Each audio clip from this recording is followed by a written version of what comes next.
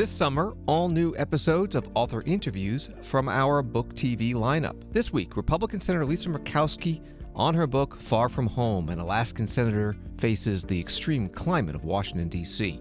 She was first appointed to the Senate in 2002 by her father, Frank Murkowski, who resigned his seat to become governor of Alaska. Her book covers an over 20-year career in Washington. She's often described as a moderate Republican and swing vote. In the book, she gives a candid account of how things get done in D.C. The publisher describes it as an uplifting narrative for anyone seeking reassurance that our political system can still work. Senator Murkowski is interviewed by Libby Casey of The Washington Post. Thanks for listening. A note that discussions like this can be found every weekend on C-SPAN 2 Television's Book TV. Next week on this podcast, former President Bill Clinton and James Patterson talk about their recently published third mystery novel, The First Gentleman. But let me start where I was before.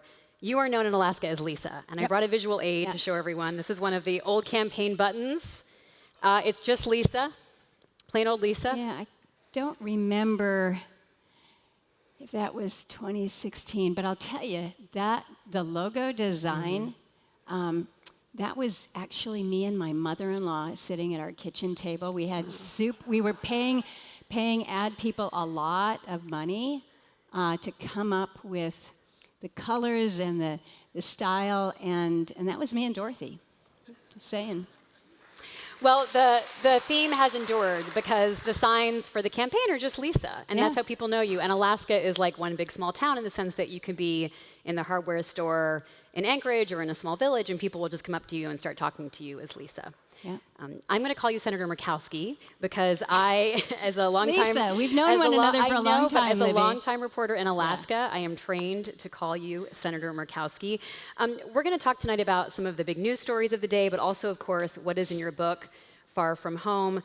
To start out with, though, I want to talk about Iran. My colleague Emily Davies at the Washington Post just posted a story moments ago that the White House is choosing to limit the classified intelligence it shares with Congress after leaks to the news media of an early assessment that undermined President Trump's claims. So where does this put you and your colleagues in the Senate? Vice President J.D. Vance this weekend on Meet the Press was saying, just trust President Trump. And he said, I empathize with Americans frustrated after these decades of entanglements, but back then we had dumb presidents. And now we have a president who actually knows how to accomplish America's national security objectives. What is your role in the Senate? So we have a very clearly defined role under Article 1, and that is Congress has the power to basically declare war, right? So we don't want to be declaring war unless we have good intelligence, and unless we have the facts that are shared with us freely. So I had not heard that there was going to be a limitation in terms of the intelligence that is shared with us. We were supposed to have had a briefing yesterday, Tuesday, that got moved to tomorrow. So that will be tomorrow afternoon. It's my understanding that we will be briefed by the Secretary of Defense, the Secretary of State, who also wears the hat of the head of National Security Council, as well as the head of the CIA, John Ratcliffe. And the head of the Joint Chiefs of Staff. Okay, that's a new add too. So I have made very clear that before we have a vote on a war powers resolution, I want to hear in a classified setting the information that was provided that gave the president what he believed to be that imminent threat to the country and to our national security. President Trump has already, in his few short months in the second term, made a habit of just acting unilaterally with DOJ, which has really affected Alaska in a lot of ways. We're talking everything from like the Forest Service to nonprofits, renaming Denali, going back on something. We're going to work on that one. We're going to work on that one. So I mean, you write a lot in your book about like the importance of a balanced government, right? The three branches of government, co-equal, working together, sometimes in opposition, but respected. Like, are you relevant right now? We have to be relevant. The very foundations of really our operational democracy require this balance. And it is a tension. I mean, there's a tension between the executive and the legislative and the judicial. And it was designed to be that healthy tension. It's not unusual, it's not unprecedented to have the executive, whether it's President Trump or President Biden or whatever president in front, to have them kind of push their authority. That is not unusual. What I am feeling as a member of the legislative branch is that we are not being as faithful to our constitutional role. We can't put all of the blame and say, well, it's all on Trump. It is if we don't it's pushing back, but it's also asserting our own authorities under the Constitution. And so we actually had a hearing today to discuss a rescissions package.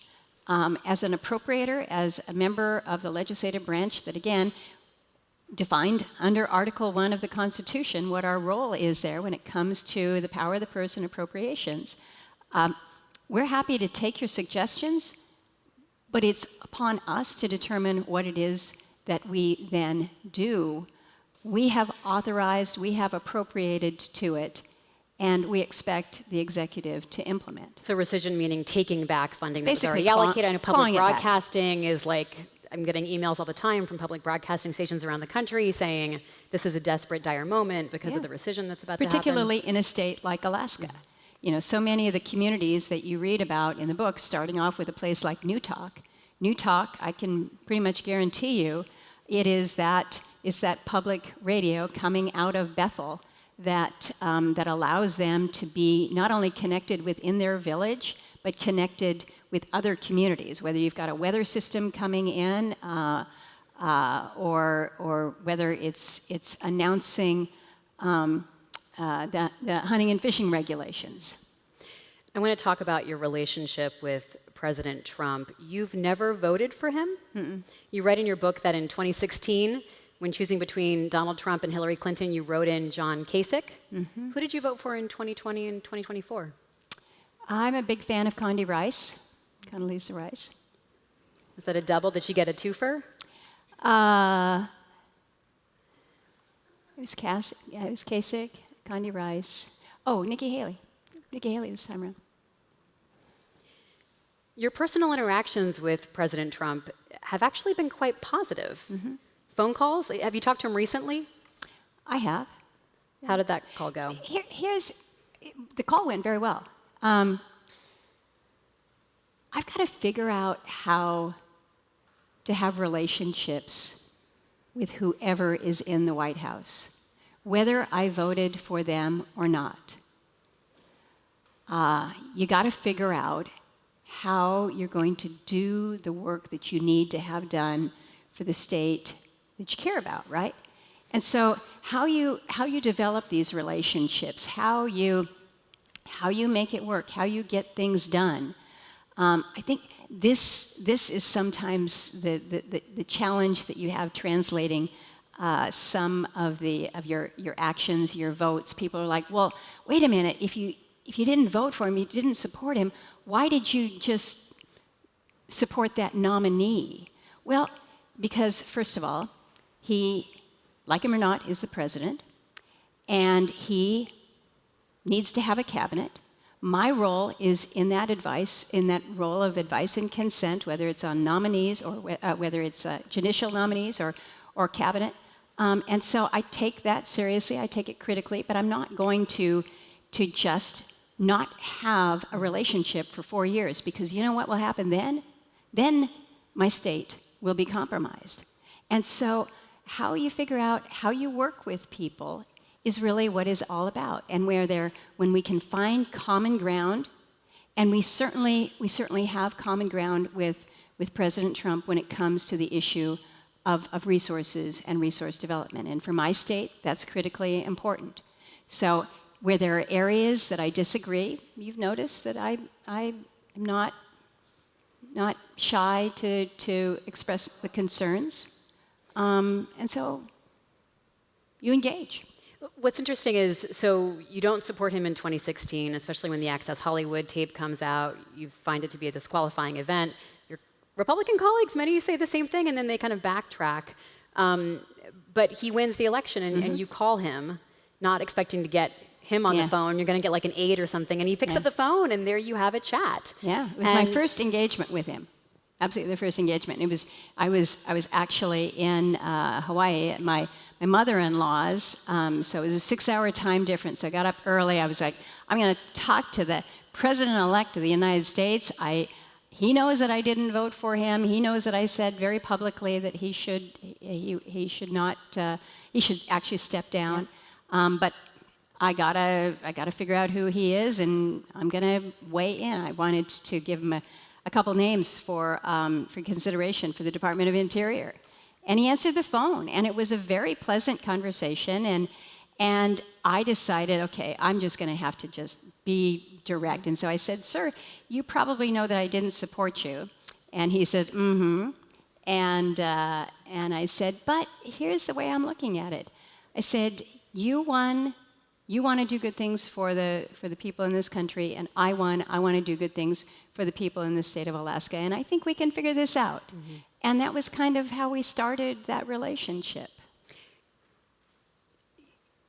We'll talk more about how that relationship evolves, but you and your fellow Republican Senator Dan Sullivan go to an Oval Office meeting, and you write that it was one of the strangest meetings you ever attended, and I have to say, it's pretty strange. It's a pretty strange meeting. You go in with charts and graphs to get his attention, nice, big, bold stuff. And why was this such a weird meeting? Well, so it's the first real sit-down with the president. It was probably within the first 90 days. And so to have a sit down with the President of the United States to talk specifically about Alaska's issues. So it was Senator Sullivan and myself, along with Secretary Zinke, who is the Secretary of Interior, and all of the President's really top advisors. And so it was a very big deal. And so we wanted to talk to him about everything from resource development to some of the challenges that we were facing as a state. Dan had a very keen focus on the military and national security perspective. So we had charts and statistics, and we were ready to just make our case to the President of the United States. And he was, I think, really delighted to have the conversation, because he said he's fascinated by Alaska. His grandfather had spent some time in Skagway in the gold rush days, and so he was running hotels.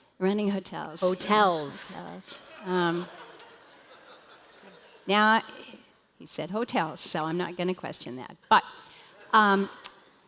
it was really engaging, because he was captivated in talking about the things that I mean, he was like a tourist. It was like you talking about all the things that are amazing about Alaska, probably the big cabbages and the moose.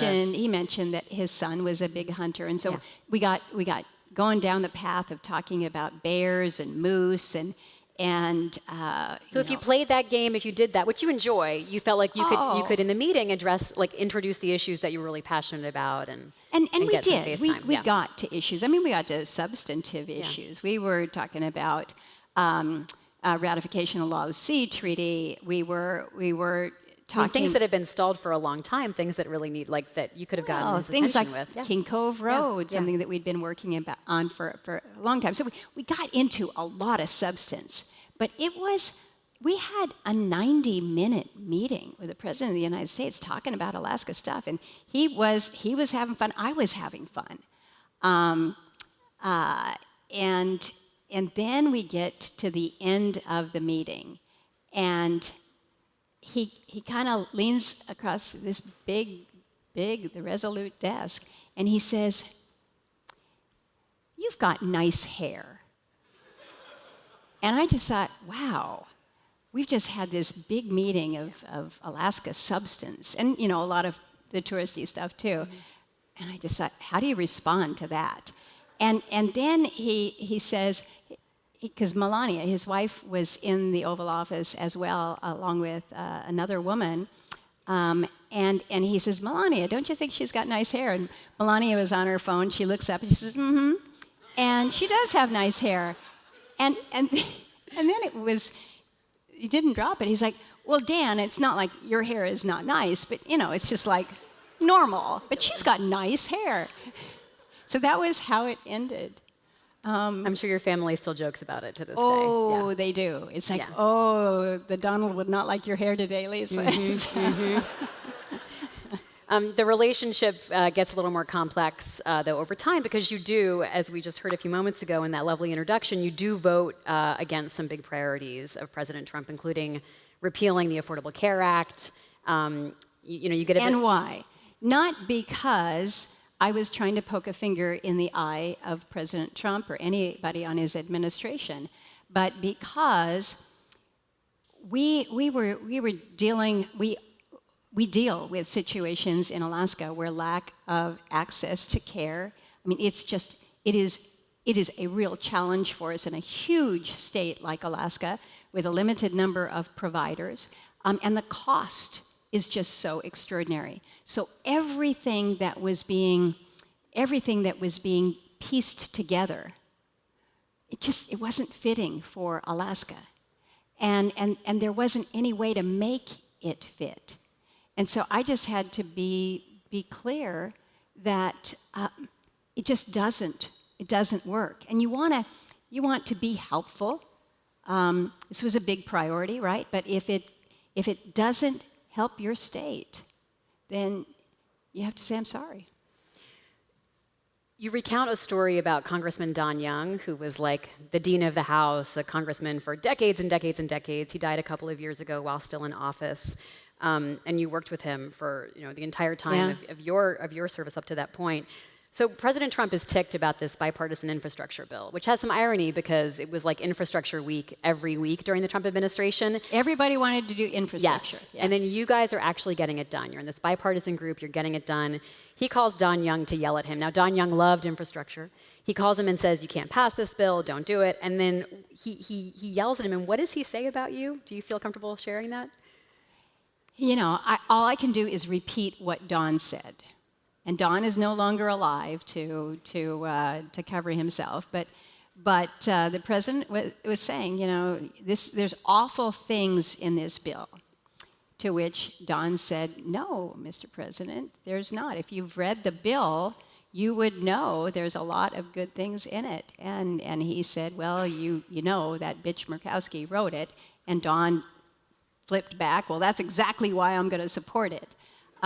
Now that's Don Young retelling the story, but yeah, that building that bill was something that, as I look back and go through those moments in my political tenure here, where I really felt like we were doing the work that people asked us to do, doing the work of our constituents, and doing it as lawmakers.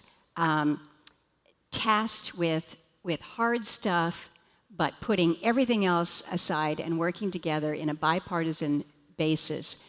I look back on that and say, these are the initiatives that the people in this country are looking for when they're looking to their elected lawmakers. They want us to figure out how we are going to get along and get stuff done, and put aside the partisan bickering and the point scoring, and just say, what can we do? What can we do in transportation infrastructure that's so big for this country? So we're not just going to focus on Amtrak, but we're also going to remember that in a state like Alaska, where you don't have roads in 80% of your communities, you're going to have to figure out how else do you move around. Well, maybe it's by water. So maybe we need to have support for our ferry systems, for our Alaska Marine Highway, and to have these kinds of conversations where we were learning from one another. It was the best It was the best of legislating. C-SPAN's Afterwords podcast continues in a moment. Now back to C-SPAN's Afterwords podcast. You write that so after the 2020 election, so late November 2020, you entered this 2-year period of exceptional bipartisan accomplishment. You write, it felt like a fog was lifting. And there's some irony there because we remember, and we'll talk about this, but we remember that time period of Trump contesting the election, the insurrection at the Capitol, so much division in this country. And yet you found a way with a group of senators across the aisle and in your own party to what you think of as being a really exceptional accomplishment. People needed some glimmer of hope. Think about what we had just gone through. We'd gone through COVID, awful, awful dark time. To your point, we had gone through some really politically awful periods with the impeachment.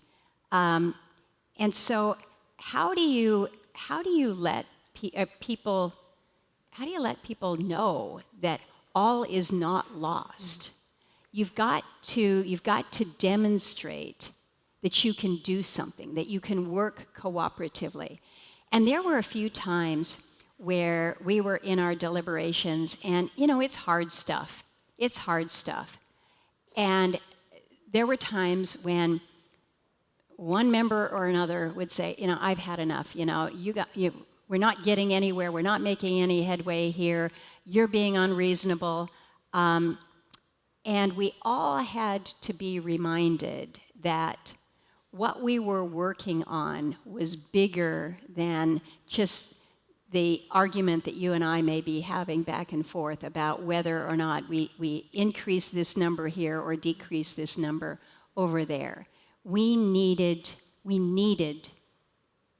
to prove that we could rise above the politics of the day to give hope to people. And I think we did. I felt that we did. But then we kind of slipped back into our old bad habits, I guess. I'm going to come back to President Trump, but I promise we won't live in Trump world the entire time of this night. But he did try to get you out of office in your last election. He tried to essentially primary you. He said, I want anyone with a pulse to run against this senator. And indeed, someone did run against you, but something that helped you survive was an open primary and ranked choice voting. And this all ties together to what you were just talking about working across the aisle and sort of finding ways to compromise. So ranked choice, Alaska is like one of the leading states, really the leading state right now on ranked choice voting. And they just chose to keep it in this latest election, which was quite heated. Do you see that as a model for moderates to make their way to rise up to the top instead of having these closed primaries or separated primaries where we're seeing, like in the House, we're seeing really the extremes? Yeah, I certainly think that opening up the primaries makes a real difference. We have seen that very immediately in Alaska. You mentioned the 2022 election. Ranked choice was in place, and we saw after all of that. I would have won without ranked choice, but having an open primary really did make a difference, and we see that. We see that so often where you have an individual that is having to run to the right or run to the left during a primary. And then when the general comes, it's like, okay, got to recalibrate to the middle. And you have voters kind of looking and saying, well, wait a minute. It seemed like back in the spring, you were in a different place on this, and now your position has changed. Which one was the real you? And so I think if there's one thing that I think voters want, is authenticity with their elected officials. Show me who you really are, or as close as you can. And so I think that between an open primary system and ranked choice, what you get are individuals who probably will be more comfortable in that middle area. less pressure to be in the far extremes because you're coming from a state and a place where you know it's just the few that participate in those primaries that are basically making the determination of who wins these offices. I also liked it as a candidate because it says from day one, you are running as who you are. You're not kind of trying to cater to one group or one side or another. It's just kind of straight across.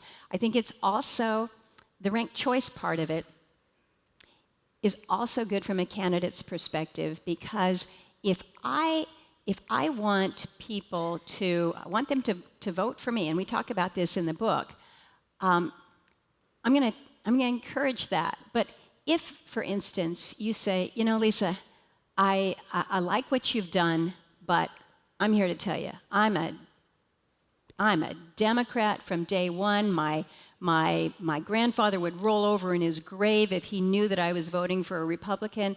I'd say to you, Libby, I get it. Go ahead and vote for the Democrat as your number one, but give me your number two.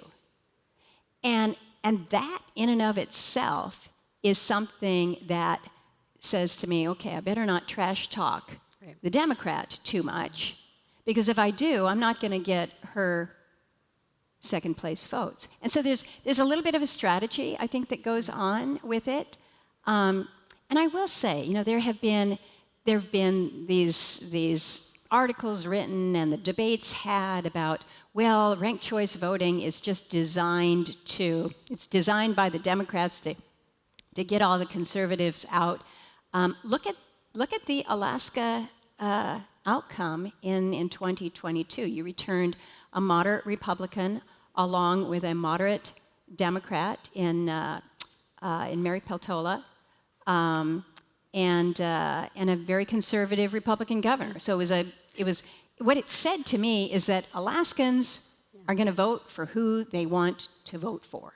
And Peltola did lose re-election this most recent time, but part of what seemed to help her is that she was her authentic self. Yeah. And as the Republicans, including Sarah Palin, were tearing each other apart, she was just there kind of with her message and not doing that slinging of the arrows that you talk about as sort of, if you destroy your opponent, you can also ultimately destroy yourself, because so much bitterness will mean people won't rank you as And I second. think, again, not that I'm going to assume that I know what all the voters want, but I talk to people that are so tired. They tune out when the campaigns come because they're so weary of the bickering and the antagonism and the attacks.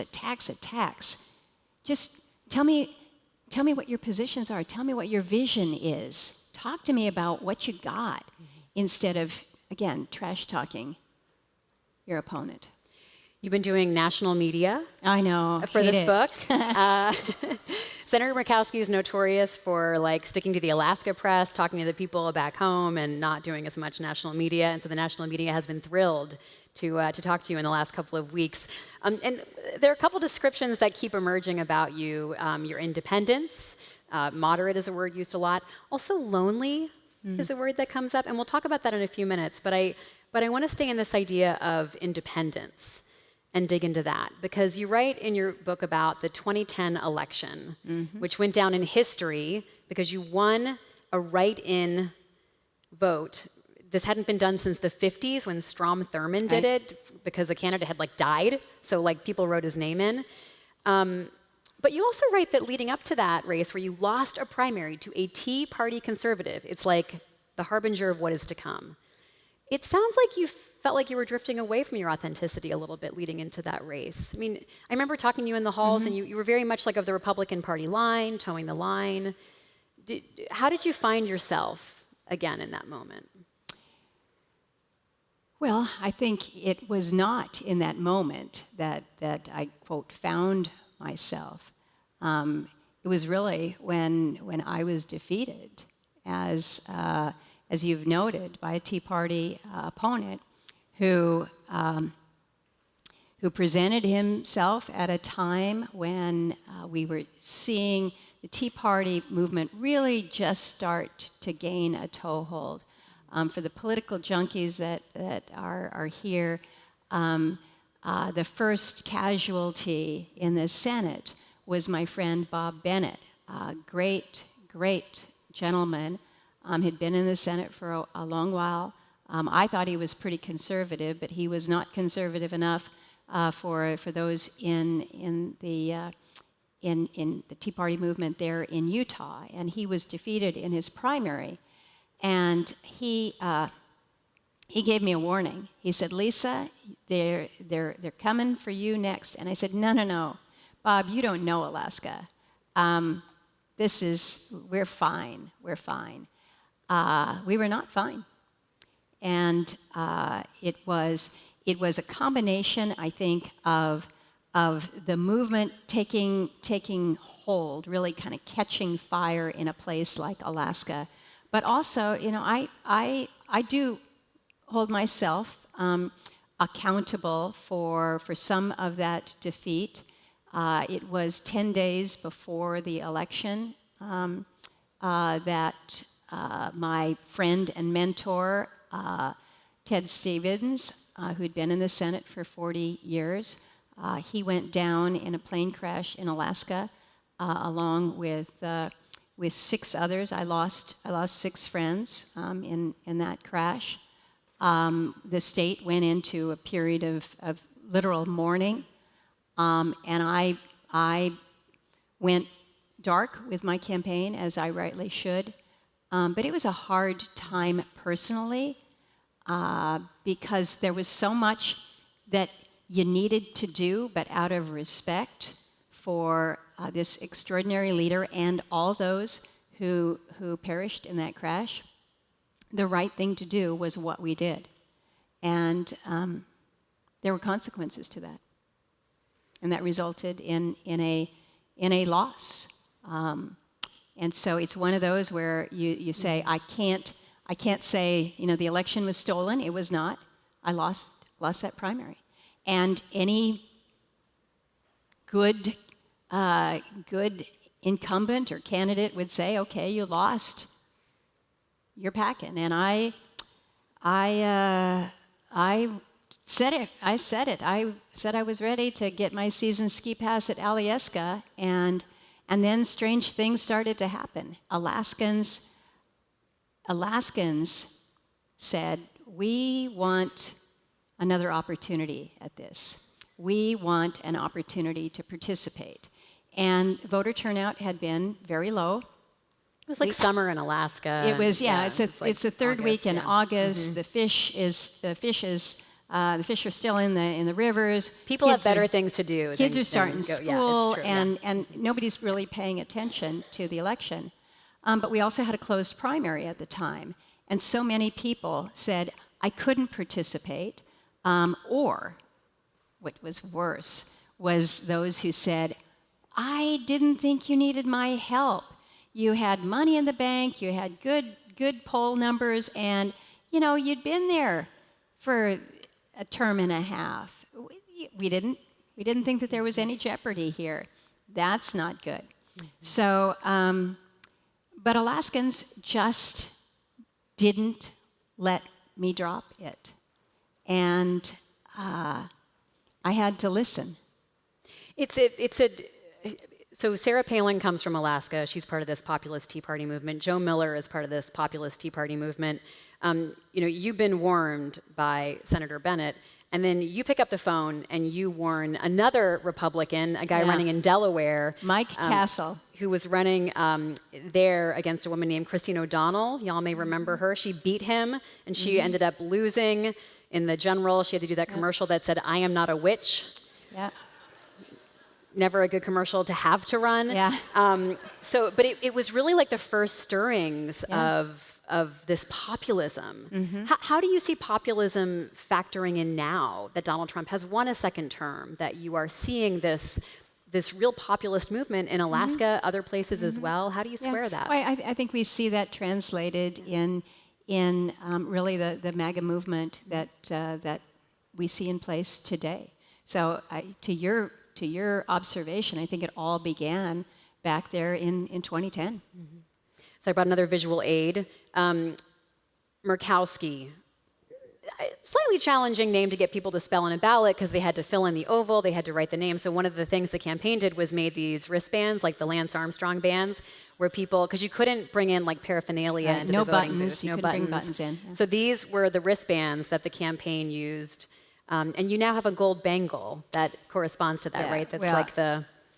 So mine still says Lisa Murkowski.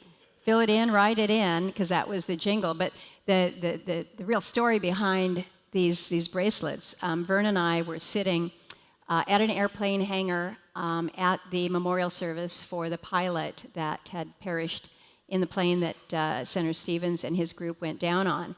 And at that service, they had passed out rubber bracelets that had his name in memory of. And Vern was just sitting there kind of twiddling it, and because we'd been talking about how are we gonna teach people to spell Murkowski, 9 letters.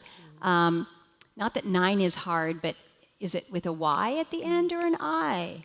Is it an E, M-E-R, M-U? Now I'm confusing all of you. But I mean, this was something that we were really challenged with.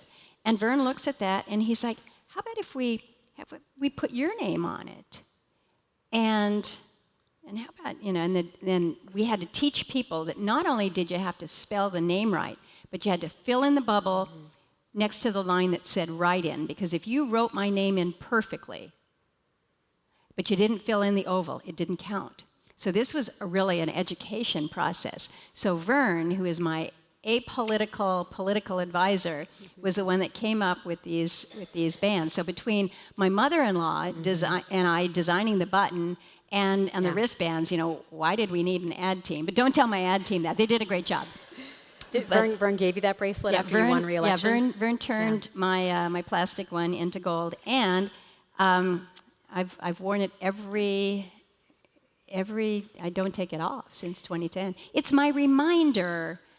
It's my reminder of how I was returned to this place, and to the task in front of me, but also kind of who returned me. I'm still a Republican. I was a Republican in that write-in, but I was not the Republican candidate. The Republican candidate had beat me, Joe Miller. And so I just ran as Lisa. And so the person who was filling in that bubble, writing in that name, very affirmative act of voting. There was no lesser of two evils. You had to really want me to be returned in order to do that. And so the host of different Alaskans that engaged in this very affirmative act, they were, yes, Republicans, but they were Democrats, they were independents, they were nonpartisan, they were, none of your damn business party. They were Alaskans that returned me. And so I've been challenged on this. You don't necessarily toe the party line. You're not, quote, always a good Republican. But I have said my obligation, my responsibility is not to my party. It is to the people that I serve. And it's my North Star. It's what guides me. And so I have to follow that.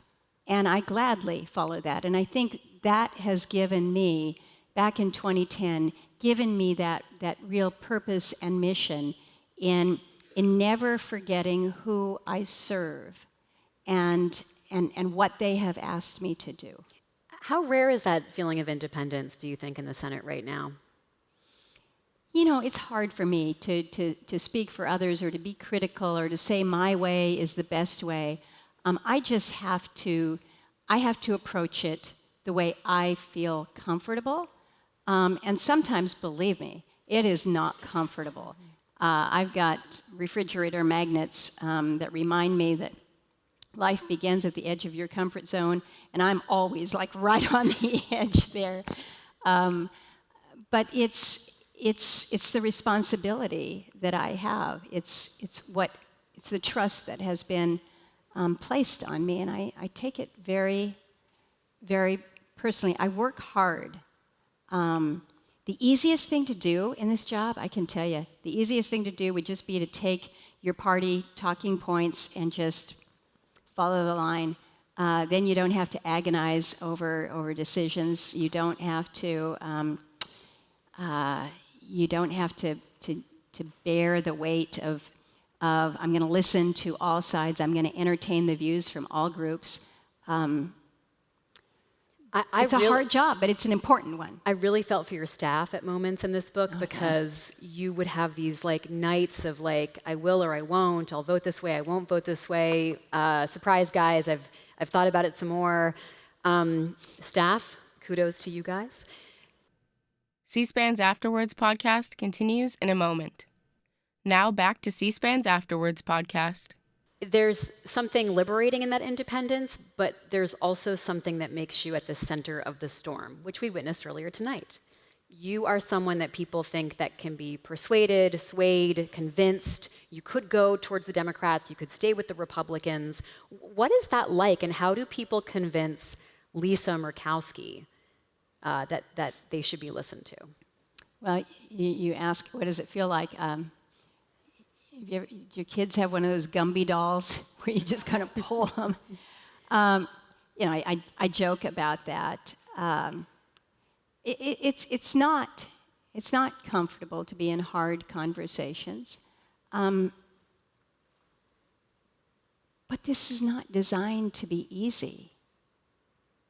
I mean, nobody promises that when you become a United States senator, that somehow or other, the higher up the elected process you go, things get easy. It absolutely is not. And so, how do you influence me? Facts. Facts really help. Sticking with things like the rule of law matters to me. Some constitutional provisions matters to me. So, one decision that you agonized was whether or not to vote to confirm Brett Kavanaugh to be a Supreme Court justice. And, I was covering this live at the Washington Post, and as soon as he started yelling, I actually turned to a colleague and said, I think they just lost Lisa Murkowski. And then you agonized over this decision for a long time, but you could have just called me and I probably could have told you how you were going to vote. Because it was thank you, Libby. You're welcome. But there was a temperament issue there. There was a temperament issue there, and I know you well enough to know what you think. I mean, you're a lawyer, a trained lawyer, you went to law school before entering politics. You had a whole life before you entered politics. You also were probing, of course, quite thoughtfully and carefully what it meant to have Christine Blasey Ford come forward and talk about her allegations against Brett Kavanaugh. Your office was inundated with calls. You were crushed by throngs of people in the halls of Congress. You were meeting with groups upon groups of women who were telling you their own stories of surviving sexual assault. You even talk about your own personal experiences in the book. So what gave you the courage to go out on that limb and be the only Republican to say, I don't feel comfortable with this nominee at this moment? Well, and again, it occupies a full chapter because it was not an easy decision. Justice Kavanaugh clearly had the legal background. There's kind of a list of things that you go through when you're considering a judicial nominee, and when you're considering a nominee to the highest court in the land, you have to take this role of advice and consent very, very carefully, right? And so I did agonize over it because I saw, just as you have shared here, there was an issue with judicial temperament. People need to know when you're going before a court that the judge is going to be able to be not only free from bias, but really keep their own emotion and personal views certainly below the bench, right? That was one aspect of it. But as I share in the book, I wanted to make sure that Justice Kavanaugh also had an awareness that what the country was going through as a consequence of these hearings, watching Christine Blasey Ford give her testimony, and then seeing this movement. I mean, it was the Me Too movement, where you had women that were stepping forward with personal stories of their own that perhaps they had not shared previously because they felt they would not be heard, or they had shared it and it went nowhere.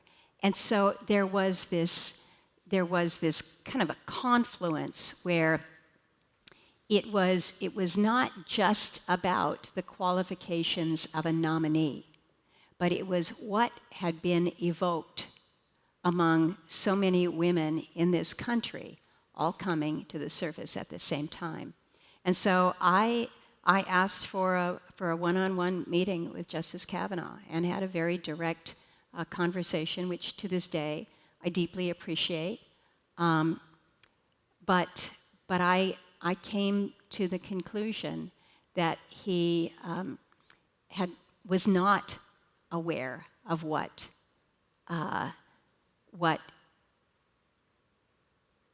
so many were going through, and you can't say, well, you are a man who has not have lived experiences, but to have a level of awareness as to what the country was experiencing was what I was trying to evoke from him. It is to this day one of the decisions that I have made that has brought about as much introspection, reflection, truly in terms of due diligence and trying to make the right decisions for the right reason. That was one of the most challenging ones in my career. You were like the 32nd woman elected to the Senate in like almost in 2000 in the history of America. It's crazy. And I want to talk about loneliness now, because in the early days of the Senate, you had a group of women who would get together. It was like the Murkowski rules, Barbara Murkowski. Yeah. It was like you couldn't, no staff, no notes, you couldn't leak anything. It was just women from both parties getting together. She was a senator from Maryland, Democrat. Yeah, the dean of the women in the Senate, Barbara Murkowski. You've had other strong relationships in the Senate, people you've worked with. Alaskans cringed when they read about Mitt Romney, when McKay Hopkins wrote the book about Mitt Romney having like a freezer full of salmon fillets from you, like precious Alaskan salmon, and he was like didn't like it and was putting it on buns with ketchup. He said he liked it. He just liked it with ketchup, which is who puts ketchup on their Alaska salmon? Must be a Utah thing. Yeah. Who do you hang out with now? Where a lot of the people who you have found relationships with in sort of the moderate wings of both parties, the Joe Manchins, the Mitt Romneys are gone. I wish that I could say, well, I hang out with so and so, but in fairness, we just don't hang out. Maybe it's because we're getting older, but there's just so much that we've got to do. But one of the things are you finding people to do things with? To accomplish things right now? Yes. We don't have our gang of 10, our gang of 8 when we were working on the infrastructure bill, but we are working on some initiatives, and those are good. Those are important. But one of the things that you speak about was the Women's Senators Dinner. That was really, there was such value in that, because what it was the women coming together, the Republicans and the Democrats, and sometimes there would be 6 of us, sometimes there would be a dozen of us, but we'd usually have a dinner. Somebody would host. Sometimes it would be in your home. Sometimes it would be over in the Senate. Sometimes it would be a restaurant. And we would just talk as women with interesting jobs, but we didn't have to talk about our jobs. Sometimes we talked about how the place would run if we were running the place. Those are always fun conversations. But we haven't been doing enough of those as we should. And I think they're valuable because you do form friendships where we have that commonality of we all have a hard job, we all have awful schedules, we all ask our families to just take on so much of the burden of unknowing, not knowing when we're going to have recess, when we're going to be coming home for dinner, and it's just hard. And I think most would acknowledge that there is kind of that loneliness because you don't have the time for that socialization. And so for me, it really is, it's my family. My family is what gives me the anchor, keeps me humble, and is the best part of everything I'll ever do. I'm going to transition to some audience questions now. We got these in advance from people who are here in the audience and those who are attending virtually. And this first one is something that I also would love to hear you talk about. Leonie writes, you recently went viral when you said at a conference, "We are all afraid." What did you mean by that? And what do you tell your constituents who are afraid of the direction that the country is moving under the Trump administration? Yeah. And give us the context. You were talking to a group of nonprofits in Alaska, hundreds of them. But these comments really exploded because people latched onto it. People connected with it. So this was a couple months ago, and I was home in Anchorage, and I was speaking to a group of nonprofits. There were about 500, maybe 550. It was a big group. And it was just at a really stressful time. What was going on, this was, many of the federal employees that were probationary had been told, you're fired, you're out of here, and then they were kind of brought back on because of legal challenges. There was great uncertainty. We'd already seen a significant round of RIFs, reduction in forces, and so that was a challenge. There was a pause on everything that was going on. Now keep in mind, Alaska has more federal employees per capita than just about any state outside of Maryland and Virginia. And it's not because we asked for it, it's because we have 60% of our lands that are federal lands. We have 17% of our population is Alaskan Natives, so you have IHS and BIA. You have more national parks, more acres of Forest Service land. And so more veterans, we've got all of our military installations. So we see a lot of federal employees, but we also see a lot of federal programs. And so when everything is in limbo, you can't get information about whether or not the grant that you have to help you with your women's shelter is going to come through so that you can make payroll for the next month, and you're not sure whether you can even take in any more women to the shelter, and you don't know where to go, you go to your senator. And there was so much anxiety with everything that was happening in the state. It was palpable. I'd walk through the airport and people are like, "Can you help me with? We've got a small hydro project down in Southeast, and we've been fighting for years to get it. We have the money, and now we can't get anyone to return a phone call." It was a time for us in our office where there was nobody that was not literally working casework around the clock trying to get answers. And everyone was afraid. Is this going to be the end of what I'm working on? What's happening next? Am I going to be able to keep my job? And that's all I kept hearing. And I didn't have any answers because we were trying to get answers as well from the administration. Everybody was kind of drinking out of a fire hose. And sometimes when there is great anxiety, the most helpful thing that you can do is just listen and let people know that I am listening to you and I'm going to try to help. But I also had to acknowledge that I get it. because I'm hearing it from everyone. I am hearing that you are afraid. And so in that room, and if you've watched the video clip that was out there, I think somebody just literally took a handheld, but it was, I paused a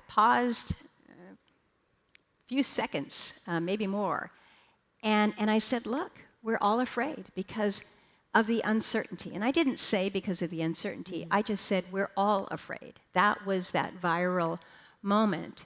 And then I went on further, because in addition to all that kind of uncertainty, what we are also seeing at the same time was we were seeing things coming out of the administration that, in my view, were absolutely unprecedented. When through an executive order, you have literally a blacklisting of law firms because of who they had represented post-January 6th. To me, that, if that isn't retaliation, I don't know what other word to call it. And so I was speaking truth to what we had all seen, and yet it hadn't been expressed outwardly. It certainly hadn't been expressed by a Republican, and so I said what I felt needed to be said, and that was that viral moment. How do you get, I'm just going to add on a little quick addendum to this, and we'll get back to the audience questions. Why would someone get involved in politics right now? How do you get people? Because I think when people heard that quote of you saying, like, we are all afraid, people heard from it what they were feeling. And some of that was about, like, the fear of retribution, but even the fear of, like, safety, the fear of speaking out, the fear of finding your voice. We just saw this horrific murder of a Minnesota lawmaker and her husband. There was the hit list. I have a former colleague who was on the hit list, who now is in public service and just trying to make a difference in her community. So your message in the book is so much about... It's supposed to be about hope, yes, right? Yes, and getting everyone to be involved in your PTA. Yep. We are America. We're this open and free society, right? I wish that I could say we lived in a place where we were free from violence and political violence, but that is not our reality. We have gone through some very difficult times as a nation, and probably some that have been more volatile than we are seeing now.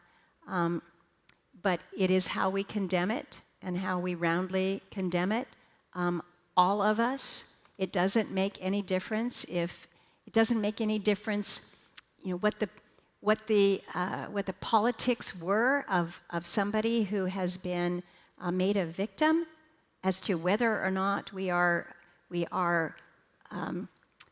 express our sympathy and our care. At the end of the day, this is about treating people with respect and dignity. And we as lawmakers need to ensure that we are doing our best to not fan the flames, to not be a participant in these things that ignite and instigate, whether it's violence or just further disruption that is harmful. And so how do you dial it back? I think that really is up to us, and it's not just up to us as lawmakers. I mean, we're seeing this at the local level. We're seeing it translated so that nobody wants to be on the school board because people are getting angry and shouting and wanting to ban your books or whatever it may be. But I reminded somebody as I was talking last week, I said, don't be afraid to involve yourself in these acts of civic responsibility, and do it for the right reason, not because you want to ban a book, but because you care about the school. You care about your community. And if you're doing that, if you're doing it for the right reason, the ones that are going to be loud and bombastic and just want to be there to make the evening news, maybe they will actually get tired of the hard work that actually comes with creating a budget for your little school district or helping to navigate through your local PTA issues. But we can't give up. We can't say it's just too hard. We can't say, I don't want to do the extra work. Because when we do that, who loses? Our community loses. Our family loses. We need to believe that the differences that we can make are worth some of the inconvenience, some of the sacrifice, but we have to believe in ourselves and what we're working for. Question from Phoebe. Okay. Thanks to your book, we are gathered together to engage with neighbors and strangers. These kinds of connections can be in short supply these days. How can we support the nation's humanities councils as they work to provide opportunities like these with authors and scholars as congressionally appropriated funds are being cut off? Yeah. It's a great question, and it's important because it's important for us to realize the richness that comes when we do come together as communities, when we do come together over humanities and arts and the things that make us richer as human beings. And does the federal government have a role in that? I believe so.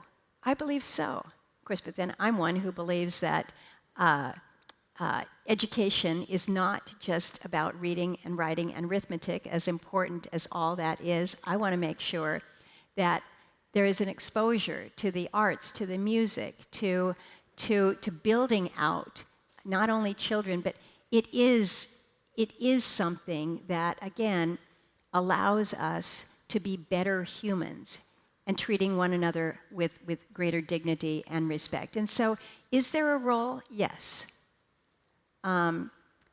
This is actually part of the budget that I have as chairman of the Interior Appropriations Committee. Part of that is the NEA and the NEH, National Endowment for Arts and Humanities.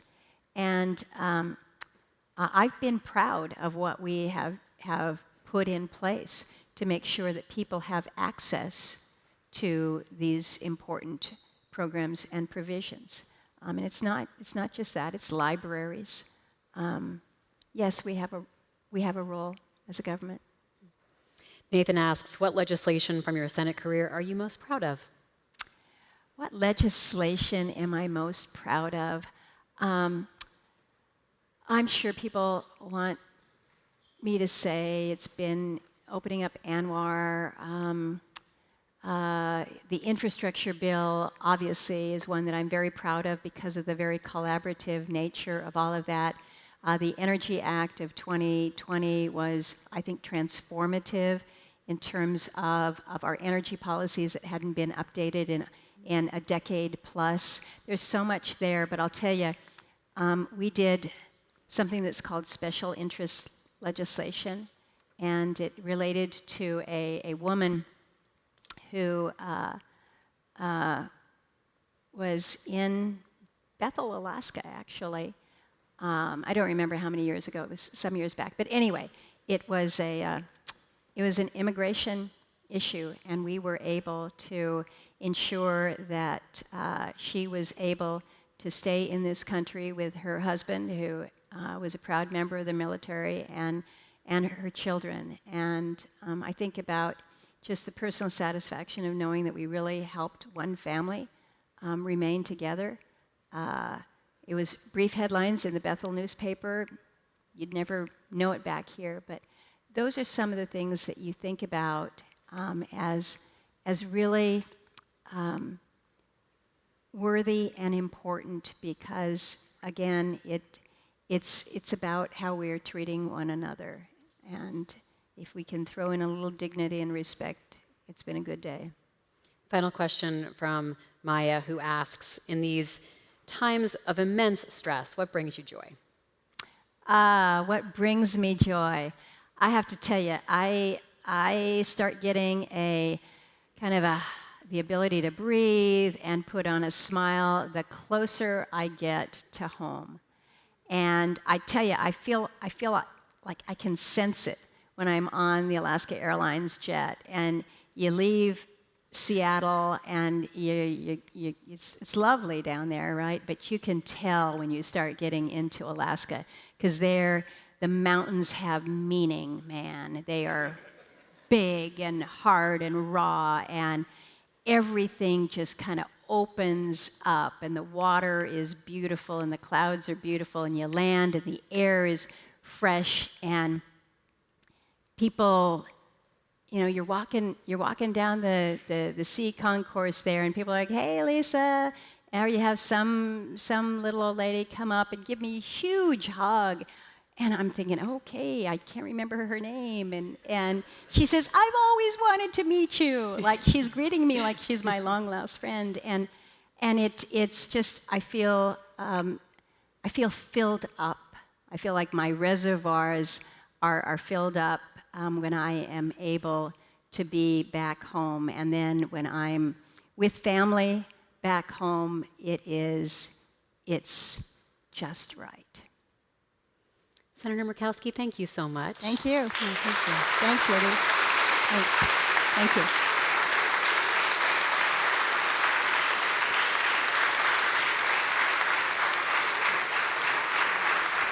Thank you.